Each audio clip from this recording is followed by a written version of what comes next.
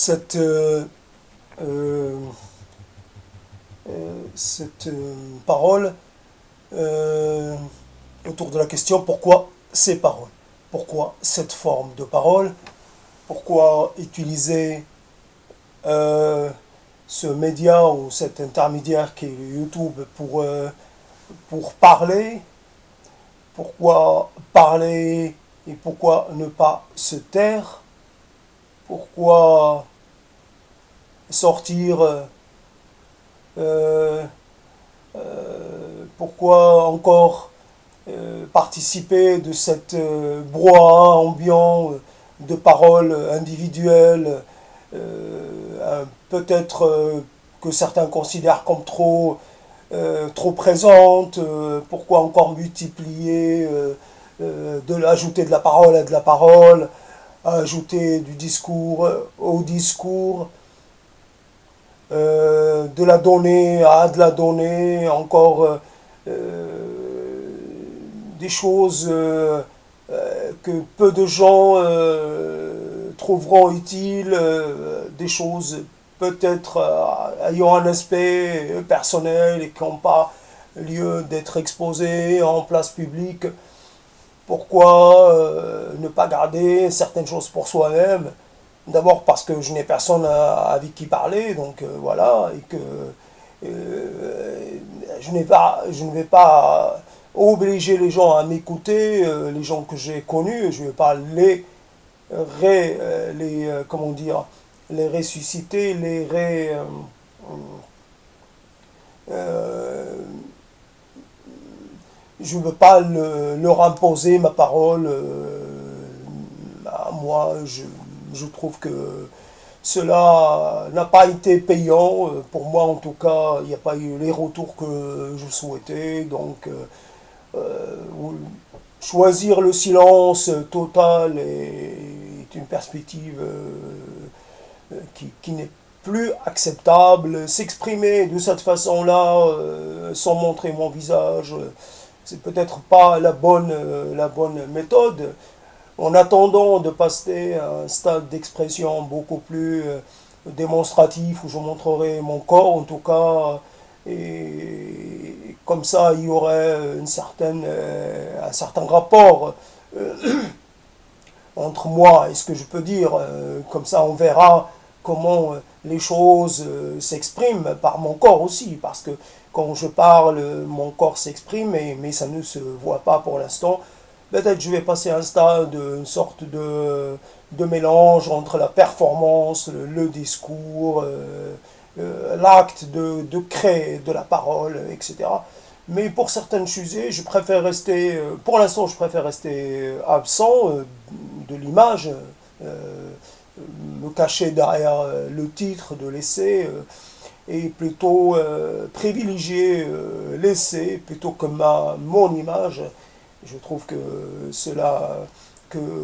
les mots sont plus importants que de me regarder à moi en train de les dire.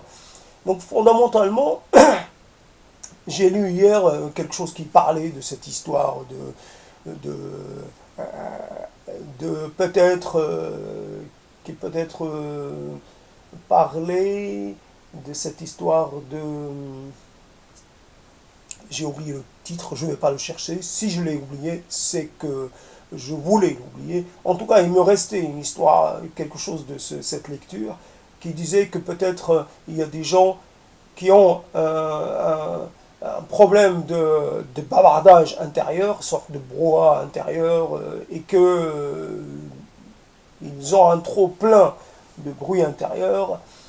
Et il y a des gens de par l'internet qui subissent trop de stimuli parce que ça leur vient, parce ils ont une surinformation, ils ont accès à trop de données, à trop de contenu, et ça les oblige.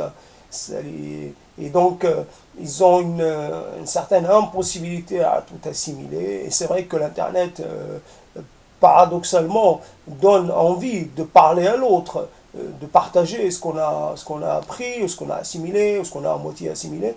Donc cela donne envie d'avoir accès à l'autre et de ne plus rester derrière un écran. C'est, ça, ce n'est qu'une partie de l'équation. On ne peut pas se satisfaire de ce rapport distancié ou ce rapport indirect, ce rapport caché, dissimulé à l'autre. Donc finalement, bien sûr qu'il y a ce sorte de babillage intérieur qui certaines donnent existence, le rendre audible.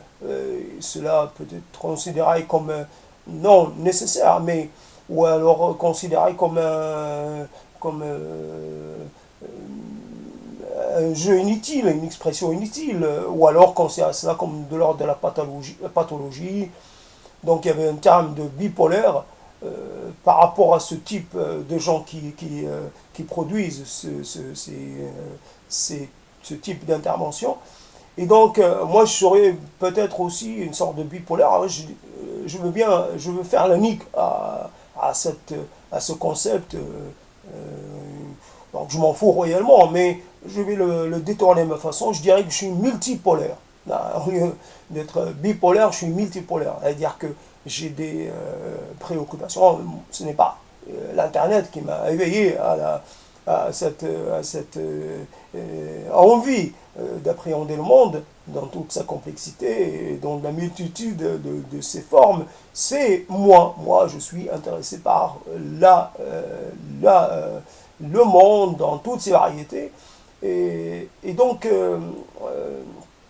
les questions que je me pose, je suis multipolaire, multicouche, multi-affiliation, multi-appartenance, multi-direction, multi-choix. Donc, à travers ces interventions et à travers la différence de leur forme, certains prennent la forme d'un discours littéraire, d'autres plutôt poétique, avec un travail sur les mots, sur la langue, et soit en français, soit en arabe littéral, soit en arabe littéral classique, soit en arabe dialectal.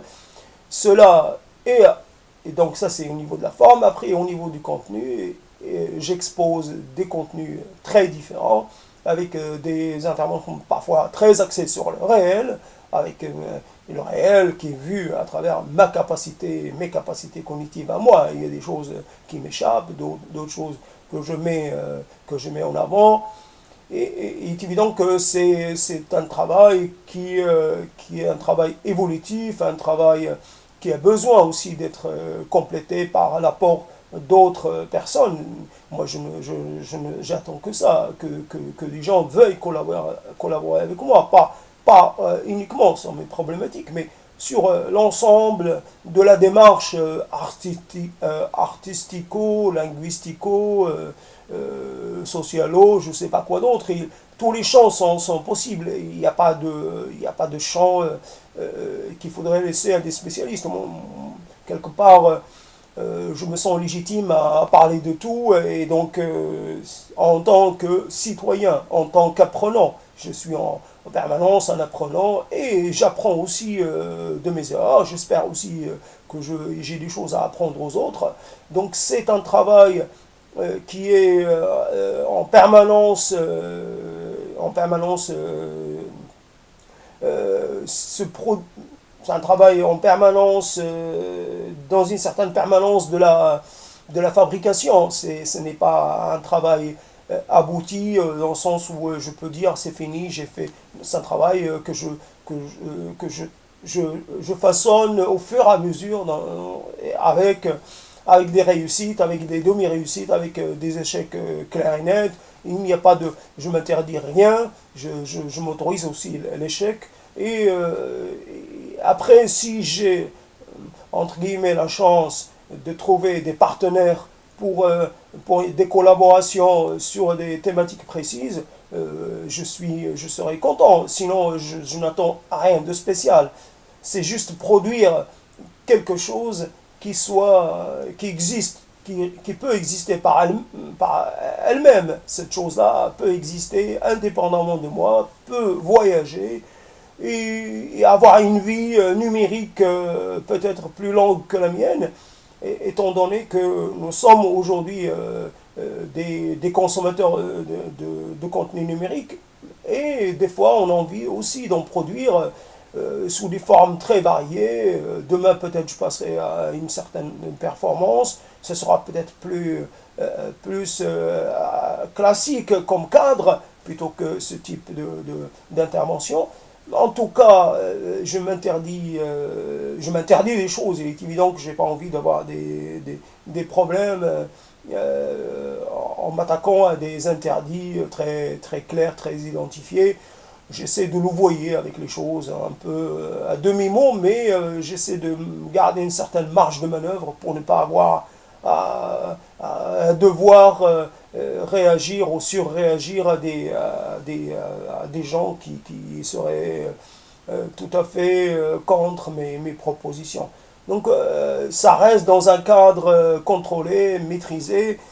euh, en- et donc l'intérêt de cela, c'est d'essayer de briser le silence autour de moi, dans le sens où je ne suis au minimum, cela m'oblige à élever la voix, et en plus, au niveau cognitif, cela m'oblige à faire un travail sur les mots, sur les concepts, un travail pour faire, comment dire, pour réactiver des concepts que je laissais de côté, un travail pour investir des champs de connaissances ou des champs que je délaissais. Donc c'est un travail d'abord pour moi-même parce que je suis environné de silence et je n'ai pas accès à l'échange. Donc ça, c'est une manière indirecte de créer de l'échange. C'est pitoyable peut-être même comme manière, c'est désespéré, mais je n'ai que cette manière-là. Et je n'ai plus accès à mon cercle de relations. Et voilà, cela fait des années, il n'est plus possible de restaurer ce qui a été perdu. Et voilà, donc à l'âge que j'ai déjà une parole bien spécifique qui fait que ça, j'ai tendance plutôt à ne pas attendre des choses des autres. J'estime que je suis déjà dans l'âge où normalement on donne plus qu'on ne reçoit. J'ai assez reçu, j'estime que j'ai plus besoin tellement de recevoir des connaissances, etc. Je dois plutôt faire avec ce que j'ai. J'ai eu une certaine chance d'avoir acquis quelques connaissances. Cela est modeste, mais cela, même modeste, doit être utilisé, doit être instrumentalisé. Et cela est évidemment, j'appelle tout le monde, j'appelle tous, vivez les choses, faites à votre manière. L'Internet n'est pas qu'un moyen de s'amuser, n'est pas qu'un moyen de vivre et de recevoir des choses des autres. C'est un moyen aussi pour créer cet échange et cette circulation entre ceux qui produisent du contenu et ceux qui consomment du contenu. Nous devons aussi devenir des producteurs de contenu à notre échelle, à notre manière, chacun sa manière, chacun sa méthode, chacun ses possibilités et impossibilités. Et après, donc, le résultat n'est pas obligatoirement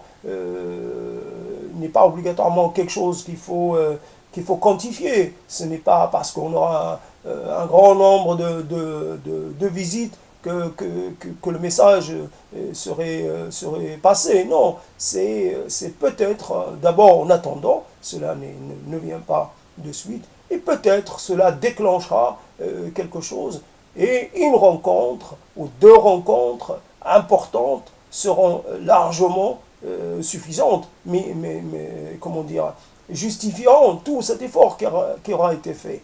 C'est à la recherche d'une rencontre dans le réel, dans dans le concret. Ce n'est pas pour rester derrière une caméra, pour lancer une sorte de logorée verbale. Ce n'est pas le but. Le but, c'est de rencontrer des gens physiques qui, eux, normalement, aussi ont déjà accumulé un certain nombre de choses, qui ont besoin peut-être euh, de permettre à leurs multiples aspects, multiples perceptions de s'exprimer. Nous sommes des êtres multiforme,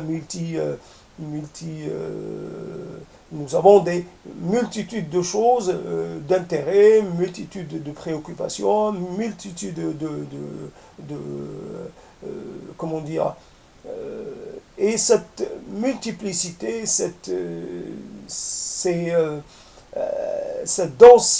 densité de la préoccupation, de l'intérêt, cette envie aussi d'avoir un rapport interrogatif, un rapport presque spéculatif, mais un rapport qui, lui, ne se contente pas d'accepter les choses telles qu'elles se présentent, peu importe comment dire, leur prétention à la vérité, leur prétention à l'exemplarité ou leur prétention à l'efficience. C'est un rapport qui est obligatoirement un rapport de mise en doute, parce que tout doit être contesté dans un but de trouver de nouvelles pistes, parce que nous avons besoin de renouveler nos approches des choses et des phénomènes et tout. Et ce renouvellement-là se fait aussi par la conceptualisation. Malheureusement, c'est ce que je sais faire le mieux, même si je le fais de façon certainement contestable, certainement pas très haut niveau, mais la conceptualisation,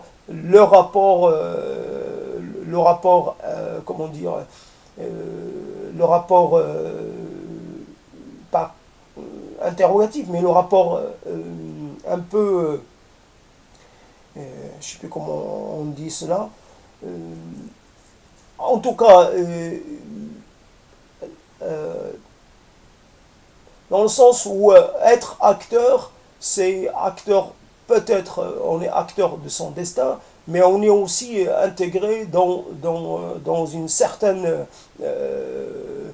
temporalité, dans une certaine configuration sociale, politique, etc. On est aussi membre d'une communauté large, et c'est cette organisation sociale, économique, etc., que j'essaie d'interroger, j'essaie de savoir, comment dire, de savoir quels sont exactement mes rapports avec cette communauté, quels sont les rapprochements, sont les affiliations, quels sont les intérêts en commun, pour essayer de nouveau d'exister à l'extérieur, parce que pour l'instant je n'existe qu'à l'intérieur de ma demeure, et j'espère de nouveau exister à l'extérieur. J'en ai marre d'avoir en face de moi toujours d'être un spectateur, d'être assis parmi le public et d'être toujours celui qui écoute la parole d'un autre, qui soit venu de loin ou de près, des gens qui viennent de très loin, à Toulouse, pour nous dire leur vérité. J'en ai marre d'être celui qui écoute. Peu importe, ça c'est une façon que j'ai trouvée pour prendre la parole. C'est moi qui contrôle le sujet d'intervention, c'est moi qui contrôle leur déroulement, c'est moi qui contrôle leur durée. C'est peut-être contestable, mais au moins on ne va pas me dire on vous donne la parole et en tant que, je sais pas, en tant que dilettante. Voilà, moi je ne veux plus être un dilettante. Je suis quelqu'un qui a autant de légitimité à produire des discours, à produire de la réflexion, à produire l'introspection que n'importe lequel d'entre les spécialistes. Je suis spécialiste moi aussi, je ne suis pas un amateur, et toute ma vie je l'ai mise au service de l'apprentissage. Aujourd'hui, je passe moi aussi comme à la fabrication de discours, à la fabrication de paroles, à affirmation, à la conceptualisation et pourquoi pas à la production de certaines vérités. La vérité est quelque part, pour résumer, ce serait la vérité dans la non-vérité. La vérité, ce serait dans la défiance, dans le rapport défiant, dans le rapport d'interrogation, dans le rapport par rapport à la vérité, à la notion de vérité, dans toutes ces manifestations. La vérité n'est que, elle aussi, est un objet d'une histoire, et la vérité est historiquement, comment dire, est une vérité historique non permanente. Les vérités d'aujourd'hui ne sont pas obligatoirement les vérités de demain, et ce travail d'interrogation des références communes, de leur mise en question, et pour moi un travail intéressant, un travail enrichissant. J'arrive à la fin de ma vie, je n'ai plus rien à attendre, j'ai juste un peu de marge de manœuvre, c'est quelques années avant peut-être qu'on arrive le vrai déclin cognitif, et qu'à ce moment-là, les mots me manqueront, et les concepts aussi, toute capacité de spéculation, toute capacité d'articulation des, mots et des concepts, et je perdrai ce qui a toujours fait ma spécificité, cette capacité ou ce sentiment ou cette impression. Il est évident qu'on peut estimer qu'on est en capacité de réfléchir, mais qu'en fait nos réflexions soient considérées comme très bénignes, presque banales, basiques, et qu'en fait on n'arrive pas vraiment à entrer dans le domaine de la complexité, dans le domaine de la réelle perception de l'interaction entre les éléments, et qu'en fait on reste toujours un peu avec une pensée superficielle, avec une pensée presque de l'ordre de la répétition, et quelque part de la reproduction. L'intention est d'avoir le plus possible une réflexion innovante, une réflexion spécifique, singulière, qui tiendrait compte de tous les apports, de toute l'expérience, tous les éléments déjà emmagasinés, déjà engrangés. Après, cela est évident que, comme pour toute entreprise, le succès n'est jamais garanti, et le résultat peut être, en fin de compte, finalement, un résultat très modeste, un résultat même très inférieur aux attentes, mais c'est mieux qu'un néant qui lui, est sur le point de gagner la bataille. Le néant est là, un néant social, un néant relationnel. Cela est quelque chose qu'il faut combattre par tous les moyens. Le combat, même par des moyens, peut-être comme ce que je fais là maintenant, un peu dérisoires, mais il faut utiliser toutes les armes qu'on a pour lutter contre le silence, contre le néant, qui sait bien, lui, trouver les moyens de s'illustrer. Lui, il ne s'encombre pas de précautions. Quand le néant arrive, il arrive. Il n'a pas besoin de dire est-ce qu'il est légitime ou pas. C'est s'affirmer légitime dans sa démarche de parlant. Je suis un être parlant, donc je parle. Je me parle à moi-même, je vous parle à vous, et voilà, et j'attends vos paroles.